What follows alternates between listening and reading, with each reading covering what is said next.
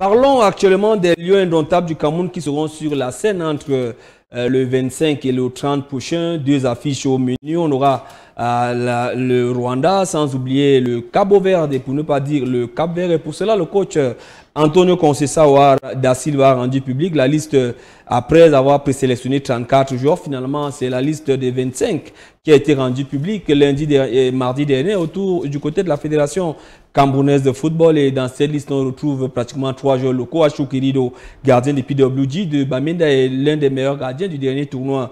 Le dernier CHAN au Cameroun. On a Ako Assomo, l'un des meilleurs joueurs de cette équipe du Cameroun, sans oublier Meyapia, capitaine de la dernière CAN U20 du côté de Nouakchott. Et pour cela, la rédaction centrale s'est planchée sur cette liste de 24. Le reportage est signé par André Bella. De 37 présélectionnés, ils sont désormais 25 lions indomptables qui devront défendre le vert ou jaune à Praia le 26 mars et au stade de Japoma le 30 mars prochain. Dans la liste rendue publique par le sélectionneur Antonio Conceição ce mardi à Yaoundé, figurent 4 gardiens de but, au rang desquels Fabrice Ondoye-Bogo du NK Isra en Croatie, Simon Omosola de l'AS Vita au Congo, Jean-Efala Kongep et le portier de PWD de Bamenda, Achou Kirido. A noter également l'absence d'André Onana, suspendu pour 12 mois par l'UEFA pour dopage. Au bloc défensif, ils sont en tout 8 défenseurs avec l'absence remarquable de Faye Collins et Michael Ngandengadji, tous deux champions d'Afrique 2017 au Gabon. Au milieu de terrain, sur 10 au départ, le tamis du technicien portugais en a retenu 4. L'espoir du patron du banc de touche camerounais reste cependant sur l'opiniâtreté et la détermination d'André Franck Zambouanguissa, Arnaud Djom, Martin Ongla, Samuel Umgwet, Jean Onana et Ivan Neyou. Côté offensivité, même si le buteur du FC Bayern en Allemagne, Choupo-Moting et Christian Bassogor, Ignatius Ganago ou encore Clinton J restent absents de cet effectif, Karl Toko et Kambi, Stéphane Baoken, Vincent Aboubakar, Mouminga Maleu, Serge Tabekou et Martin Loïc Akouassomo devront consumer le potentiel capverdien et rwandais. Cette double confrontation s'inscrit dans le cadre des 5e et 6e journées des éliminatoires de la Coupe d'Afrique des Nations Total Cameroun 2021. On va rester avec André Bella et on va s'interroger comment comprendre les choix du technicien portugais Antonio Conceição da Silva. Une fois de plus, André Bella signe le reportage. Le temps peut-être pour la régie de l'autre côté de mettre la main sur ce reportage d'André Bella. On vous donne la parole sur cette liste des 25. Beaucoup de surprises. Michael Ngandengadji, que d'aucuns considéré comme le leader de la défense du Cameroun, toujours dans ce compartiment. On reviendra tout à l'heure avec le reportage, le temps pour Mouroum Divan de réagir sur cette liste de 25. On est quand même satisfait de voir au moins 3 joueurs locaux. Ça veut dire que l'entraîneur sélectionneur est dans une phase de mutation. Yes, it's true. I'm very happy for that. I had a discussion with him once, and I told him that one of the issues which we have in Cameroon is that we believe the expatriates, the coaches who are coming in, they don't care about our championship, and they only think they can get players from Europe. And I am happy he's beginning to see that, and he's trying to involve the local players into the national team, which gives us a synergy between our local championship and our foreign championships. Ça démontre quand même que c'est un projet, hein, que Antonio Conceição est venu avec un projet au Cameroun. Yes, he came with a project in Cameroon. Pendant qu'il joue, il prépare déjà la CAN et il transforme cette équipe du Cameroun avec un certain Milan, un savant dosage. And if you see his call-ups, you see that gradually he's beginning to give confidence to young players, to new players who are coming up, and gradually he's taking away the old players from the team. And is building a new generation of the Cameroon national team, which is going to be a mix of local players and foreign-based players. I think that is what he's doing. Président, quel est le regard que vous jetez sur cette liste des 25? Ouais, le regard que je jette là-dessus, je pense qu'il juvénilise déjà l'équipe de football du Cameroun. Ça, c'est une très bonne chose. J'apprécie tout d'abord le gardien de but de cette CHAN qui joue cette équipe. Et je pense qu'il va faire vraiment du bien pour l'équipe nationale du Cameroun, pour les Lions indomptables du Cameroun, je pense. Il a tout ce qu'il faut pour cela. C'est un choix qu'on ne peut pas contester. comme il disait tantôt, ce n'est pas seulement d'aller chercher en Europe, comme viennent quand arrivent les expatriés coachs au Cameroun, de se dire que on va simplement aller chercher du côté de l'Europe pour venir faire l'équipe. On n'avait pas vu ça depuis un moment. Hein, par exemple, on prend le compartiment sacrifie Ngade Gadji pour Meya Pia Stéphane de Faux-Vazur. Au milieu de terrain, on sacrifie des joueurs comme Koundi Malong pour le sociétaire de AS Fortuna Dinfou, Ako Assomo. Toujours dans cette liste-là, sur le compartiment des gardiens de but, d'aucuns allaient chercher les enfants dans les centres de formation. Il y a Choukerido qui est là. On ne prend que ces trois cas-là sur ces différents compartiments où le championnat local est représenté. Et c'est clair que cette technique, je peux vous dire, je peux vous garantir, c'est une très très bonne technique qui devrait être capable d'augmenter le niveau du championnat camerounais. Parce que les enfants vont se rendre compte que, ben, écoutez, nous aussi, on a un autre mot à dire. Et quand il a une minute, on le voit en banc, comme on le voit au Dia, on le voit partout autour de ces équipes. C'est clair que ces enfants, ils ont beaucoup de choses. Il y a beaucoup qui ont le niveau de jouer dans ces championnats européens, qui sont dans les championnats camerounais, mais qui perdent cette envie de jouer parce que ne sont pas visibles pour eux. Dès qu'il est question de parler de l'équipe nationale du Cameroun, on sait exactement où est-ce qu'on va aller chercher les gens. On va se retrouver du côté de l'Europe ou de l'Amérique chercher les joueurs.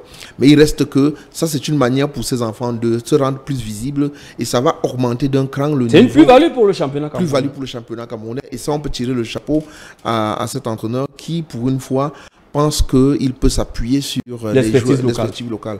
Prenons ce reportage d'André Bella sur comment comprendre les choix, surtout l'absence de certains cadres. Le coach qui s'est expliqué quand même longuement en conférence de presse. Il a relancé Eric Maxime Choupo-Moting sans succès et beaucoup de choses sont reprochées à ces derniers depuis un certain moment dans cette équipe nationale du Cameroun.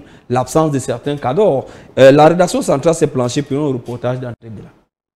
Dans la liste des 25 joueurs sélectionnés par Antonio Conceição pour les rencontres Cap-Vert-Cameroun et Cameroun-Rwanda des 26 et 30 mars prochains, des grosses pointures sont absentes. Pour le cas le plus saillant, celui de Choupo-Moting, le technicien portugais décline ses responsabilités. Avec toute normalité et le fonctionnement de l'organisation qu'il se passe, on lance la liste des 37 présélectionnés au service de la FECAFOOT et les personnes responsables doivent rentrer en contact avec les clubs et les joueurs pour organiser simplement leur venue. Les billets d'avion, les tests Covid, toute la logistique. Les services de la FECAFOOT, on attend toujours la réponse de Choupo-Moting. À côté de cela, coronavirus et attachement au club sont aussi des raisons de certains absents, à l'instar de Clinton J, Ivan Neyou, Michael Ngande ou encore Faye Collins. Qui peuvent être empêchés de voyager par leur club ou les gouvernements des pays où ils sont. En revanche, le bloc défensif de la tanière est gru du sang neuf. Ceci est une vision de Tony Conceição. Ce que je vous parle, c'est que j'essaie de former quelque chose. C'est pas pour que le résultat soit fait demain, mais c'est dans une continuité. Pour que le Cameroun redevienne le Cameroun qui était fort, il faut qu'on travaille sur une longue période, sur une période de 10 ans. Et c'est pour ça que moi, en tant qu'entraîneur, je regarde les U18, les U20, les U23. Je suis obligé pour créer une bonne base, pour créer un bon futur pour l'équipe du Cameroun. À date, le staff technique reste paré avec un plan B et C pour un éventuel changement. Les séances d'entraînement, quant à elles, débutent ce dimanche 21 mars à Douala.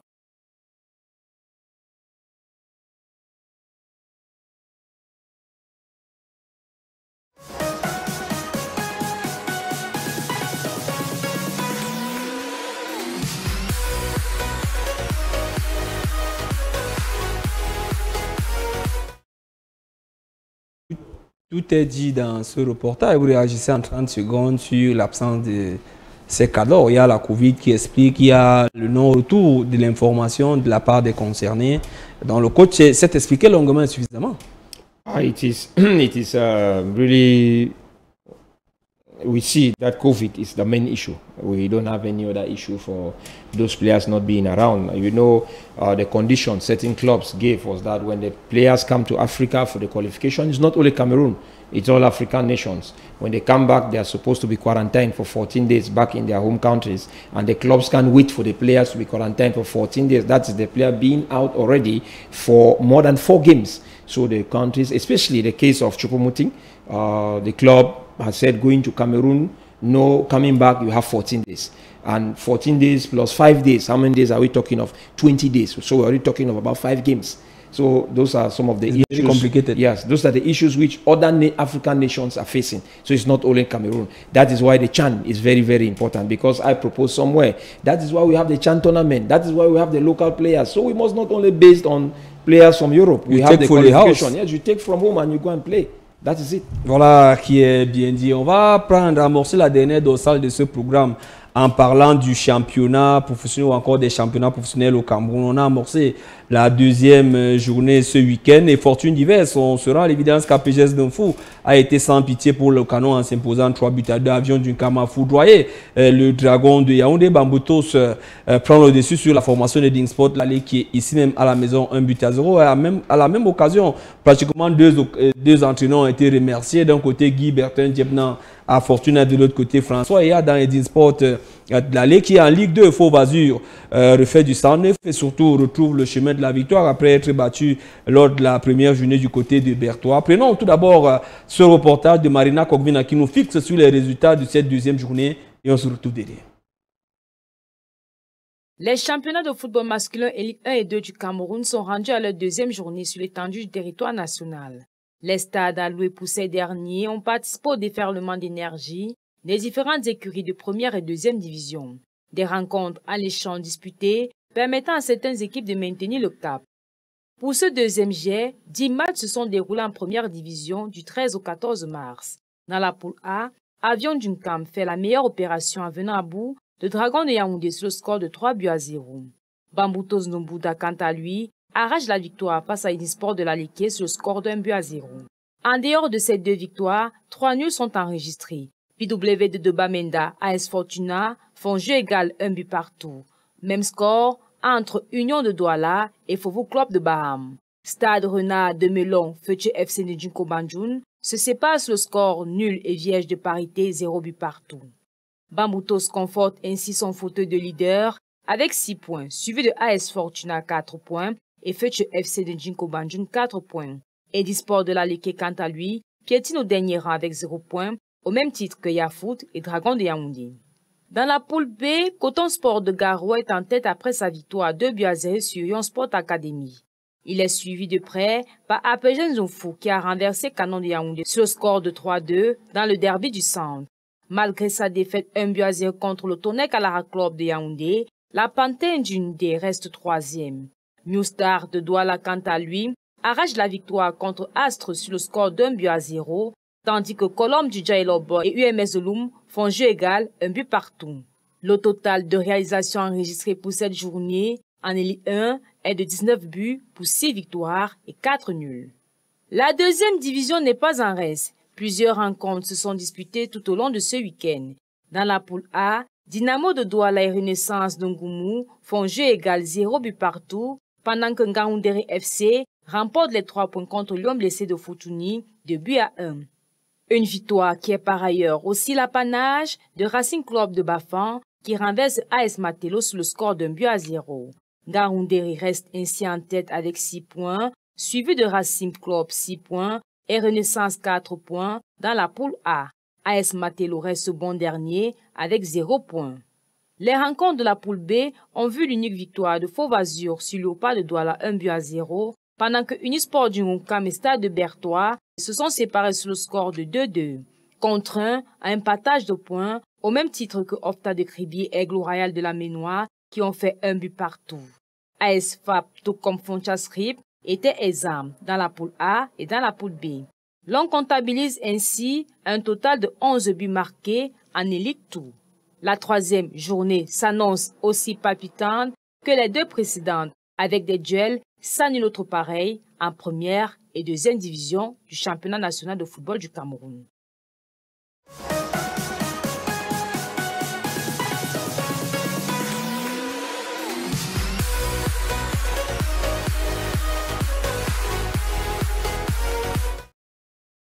Divine, quelques statistiques pour cette deuxième journée, 18 et 19 buts inscrits, 6 victoires pour le nombre de matchs disputés. Ça veut dire que ça commence à bouger sur le stade. One of the good things which we have in our football today is the fact that we have the facilities to practice football. It means we are not playing football again in the days where we play football in Stade Sénagès, where we see dust everywhere, or we're playing in a Stade Municipal de Bafang, where we see... But at least today, every game is being played on a natural turf where you can see excellent football. So those statistics don't lie. Those statistics, I don't doubt them, because I think the level of the game has improved due to the facilities which we have to practice this game. So I think in the years to come, our football is going to gain the momentum which we have been looking for, because even some of our regional games are going to be played on such field, yes, which is going to develop our field, because it is a shame when you see where we practice our football, where we play football. I brought some experts from outside who came, and when they saw where we are playing football, they asked me one question. So how do you do to succeed at that level when we have seen that the infrastructural level of your country is close to zero? So you see, it's something good for us. And that is where you see the players now are able to exhibit themselves, because they find themselves comfortable on the real area where they are supposed to practice football. So those results are not, I don't doubt those results, and I know they are going to be better results because of this infrastructure which the government has put in place for Cameroun. Voilà, qui est bien dit. Président, je voudrais qu'on interroge votre casquette d'expert et surtout de président de club. Il y a le SINAFOR qui vient de faire une enquête, on parle d'un salaire pratiquement de 36 000, bien que ce ne soit pas la vérité. La vérité, c'est que la commission a tranché en disant qu'on ne peut pas avoir moins du SMIC. Nous tous nous connaissons combien le SMIC coûte au Cameroun. À côté de cela, il y a quand même que les matchs sont diffusés à la chaîne de télévision nationale et c'est l'organisateur qui doit payer pour qu'on diffuse des matchs. Est-ce qu'aujourd'hui, il y a cette défiscalisation qui a été faite depuis 2013 où on n'en profite pas? Comment faire pour redorer le blason pour que l'acteur se sente au centre de l'action aujourd'hui en recevant véritablement son dû? Moi, je suis parmi ceux qui ont pensé dès le départ de la professionnalisation du football camerounais que c'était d'une manière assez active. On ne va pas dans le professionnalisme sans avoir certaines choses vraiment qu'on devrait... Parce qu'on sait que l'une des ressources, c'est les droits TV, par exemple. C'est clair qu'on est allé dans le professionnalisme sans savoir quel est le rendement du football. Il faut commencer par qu'est-ce que ça produit financièrement avant d'arriver à qu'est-ce qu'on va donner à ses enfants. Voilà que du jour au lendemain, on se lève et on dit on va professionnaliser le football camerounais. On se lève, boum, et puis c'est fait. On fixe le taux de salaire, on fixe tout. Donc ça, ce n'est pas possible, c'est irréaliste. Au jour d'aujourd'hui, qu'est-ce que les présidents de club ont comme financement, comme recette? Qu'est-ce qu'ils ont comme recette avant de pouvoir faire des dépenses pour ces joueurs? Là, vous parlez tantôt de la CATV qui diffuse des matchs. Et à quel prix? Que paye la CATV pour diffuser? Pour le moment, c'est la FECAFOOT qui devrait payer la CATV pour diffuser ces matchs. Ce qui n'est pas normal. C'est la FECAFOOT qui va payer pour le matériel de diffusion, qui va le carburant et tout le reste comme ils font d'habitude. C'est la FECAFOOT qui va tout faire ça. Et à quel moment est-ce que les présidents de club réussissent à avoir le minimum pour pouvoir donner à ses enfants? Ce n'est pas possible. Encore une fois, comme il disait Divine tantôt, il y a un problème de visibilité. Comme on parlait de la CAF aujourd'hui, on va parler de la FECAFOOT aussi. Il y a un problème de visibilité du point de vue marketing. Que rapporte la FECAFOOT au Cameroun? Je ne pense pas grand-chose. Que rapporte un match de football pour un club d'élite? Je ne pense pas grand-chose. Donc c'est très important de commencer. Mais si on peut acquérir les droits pour diffuser, par exemple, un match comme celui de Coton Sport contre la Renaissance de Berkane, ce Coton Sport qui évolue au championnat camerounais, on peut aussi mettre des moyens pour...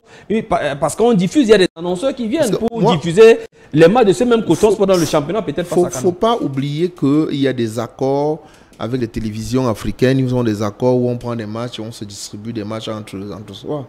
Ça, c'est différent d'avoir un match sur le plan comme national. Diffuseur. Oui, sur le plan national. C'est différent. On ne peut pas avoir les mêmes contextes. Tu peux avoir Coton peut aller jouer, oui, on va regarder le match de Coton, mais Coton joue. Mais il y a les infrastructures de qualité aujourd'hui. Au stade d'Amendi, au stade annexe de l'Omnisport, au stade Omnisport. Nous sommes plus loin dans les infrastructures. Nous sommes loin dans les infrastructures et je reste aussi parmi ceux qui pensent que l'infrastructure est venue très tôt. Il faut pouvoir trouver la nécessité d'avoir autant d'infrastructures. Ce n'est pas parce qu'on a des infrastructures qu'on pense qu'on va payer le salaire minimum qu'on demande pour ses enfants. Non, c'est l'erreur. On peut même organiser un match de football sur le parking de la CATV. La CATV ne diffusera pas. Parce qu'en retour, la CATV dit quel est mon intérêt de diffuser ce match. C'est ça, il faut commencer par d'abord les recettes avant de penser aux dépenses. Mais nous, comme toujours, on pense toujours aux dépenses et les recettes, on ne regarde pas ça, c'est très très dangereux. Comment s'y concilie la question? S'y concilie, ben, il faut être clair là-dessus. Il faut être clair. Maintenant qu'on est lancé, on est lancé à avoir des clubs et des enfants qu'il faut payer, c'est clair que l'État avait commencé déjà par donner des subventions à ces clubs. Et le temps est passé, l'État a donné des subventions sans amener les clubs à pouvoir chercher l'argent par eux-mêmes. L'État a fixé aux impôts, il y a un minimum qu'on demande de 5% qu'on demande aux entreprises au jour d'aujourd'hui de pouvoir financer le club professionnel ou le sport en général. Moi, je pense plutôt que l'État devait être plus dur avec ça, ne pas donner seulement les 5%, mais obliger les entreprises à utiliser ce 5% parce que pour aider le mouvement sportif. On a des sportif. espaces au stade Omnisport Amadou Ejo qui sont vides alors qu'on a des centaines d'entreprises qui font des chiffres faramineux. Je vais vous donner un exemple. Vous regardez un pays comme l'Angola qui est patron au niveau du basketball africain, ou super patron au niveau du handball africain, africain aujourd'hui. C'est un exemple tout bête que je vais prendre. L'Angola se regroupe toujours en termes de corps de métier. Et dans les corps de métier, il y a les équipes en fonction de ces corps. On peut dire que l'équipe de l'armée va s'appeler FAP et chaque fonctionnaire, chaque travailleur du domaine des forces armées et police va financer le sport à hauteur de 500 francs par mois ou bien par année, ainsi de suite. Ça permet de financer le sport dans ce domaine. On peut dire que le domaine de l'assurance, il y aura 2-3 équipes dans le domaine de l'assurance qui sera financées par les gens qui sont dans le domaine de l'assurance. Il faut redéfinir la politique. Oui, c'est pour dire qu'il faut définir la politique, il faut définir complètement. Si l'État a choisi de faire du 5%, qu'il ne fasse pas du 5% qu'il faut réfléchir. Parce que c'est du 5%. On allait au JICAM, on allait au MECAM, jusque-là, ce n'est pas possible, je vous dis. Et ça, c'est un réel problème. C'est le problème le plus dur au Cameroun aujourd'hui. C'est ceux qui sont au devant de tout ce qu'on va essayer d'implémenter. Ils n'expliquent pas la confiance. Les dirigeants qui sont allés pour négocier tout ça n'expliquent pas la confiance. On a beau dire qu'on est l'ami de X ou l'ami de Y, je viens parce qu'on a dit non, quand vous allez sortir de là, ce ne sera pas facile. Ce qu'il faut au jour d'aujourd'hui, c'est un bras fort de l'État pour amener ces entreprises à pouvoir soutenir les entreprises, soutenir les clubs en matière de sport. Mais dans ces clubs aussi, il faut une mue. Mais je vais vous dire, je vais prendre un exemple sur la fondation. Nous avons une entreprise qui nous soutient en arrière, mais c'est très très difficile. Vous avez beau investir pour le sport, mais quand vous avez un contrôle des impôts, vous êtes maltraité par cet argent que vous avez utilisé. On est toujours en train de vouloir vous faire payer des pénalités, de trouver un moyen de vous dire que non, vous n'avez pas fait ci, vous n'avez pas fait ça, vous aurez dû faire ci. Donc c'est compliqué. Et je pense que le bras fort pour relancer le football camerounais, pour relancer ses salaires, c'est l'État du Cameroun qui devrait pas seulement recommander les 5%, mais exiger que ces 5% soient utilisés parce que l'État paye pour ça à la fin. Par exemple, au Nigeria, les footballeurs professionnels sont comme des fonctionnaires. Divine, on va ressortir. Yes, I'll add something. Yes, 30 minutes. I'll add something to what the president has just said. You know, one of the major issues also in our football is the management of the clubs themselves, and that is a proposition I give to some presidents involved in the CAF executive committee. I told them it's a general problem in Africa. We need to start teaching the clubs because we take 21 clubs in Cameroon, Elite 1, we take 14, Elite 2.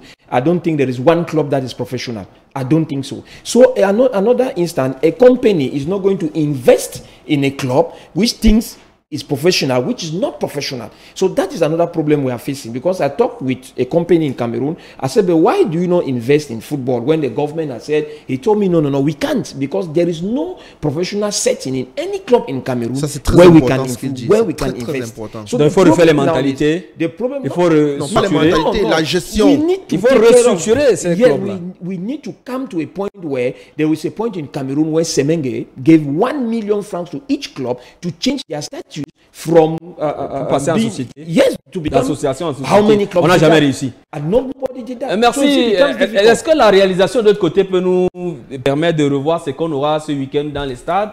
On sait qu'en Ligue 1, on jouera pour le compte de la 3e journée, quelques affiches. En Ligue 2 aussi, on jouera pour le compte de la 3e journée. Pour ressortir du programme, on prendra ces programmes comme ça pour ce qui est des différentes équipes. Et ceux qui nous suivent et qui veulent véritablement aller au stade, on prend le cas, par exemple, de la poule A. Ce sera le 20 prochain Dragon de Yaoundé, samedi prochain pour ne pas le dire. Dragon de Yaoundé sera face à PWG de Bamenda, AS Fortuna jouera contre Avion Dunkam. Le 21, Djiko Bandioun contre Ding. Fouvou croisera Yaoundé 2. Bambuto sera face à Star Renard de Mélon. Pour ce qui est de la poule B, dimanche prochain, Colombe TKC, Canon de Yaoundé, Lyon Sport Academy, New Star de Douala, UMS de Loum, les As de Douala contre APGS, Panthère Sportif Hyundai contre Coton Sport. Est-ce qu'on peut avoir les affiches? Pour ce qui est de la Ligue 2, il y a des adeptes, il y a ceux qui investissent, ceux qui soutiennent les différentes équipes pour savoir ce qui se passera véritablement le week-end pour ce qui est de ces différents championnats, en sachant quel est le programme, quel est le match qu'on choisit, quel est le match qu'on devra aller suivre de ce côté-là en Ligue 2. On a le classement dans la poule A, c'est Ngaoundéré qui vient en tête avec 6 points, même nombre de points que Racine de Bafoussam qui commence bien. Stade de Bertrand dans la poule B à 4 points. Fauve Azur du président Nyaka Menjou Norbert se repositionne au deuxième rang. On n'est qu'à la deuxième journée de ce côté pour ce qui est du programme du week-end. Il est bien connu pour ces différentes équipes. Samedi prochain, Racine Bafoussam accueille Ngaoundéré FC. AS FAP de Yaoundé sera du côté du centre d'excellence de la CAF, quoi Maria Pambankomo. AS FAP croisera AS Matelo. Lyon Blessé sera face à la Dynamo de Douala dans la poule B. Aigle de Tchang joue contre Fauve Azur. Stade de Bertois sera face à Pontia Suite.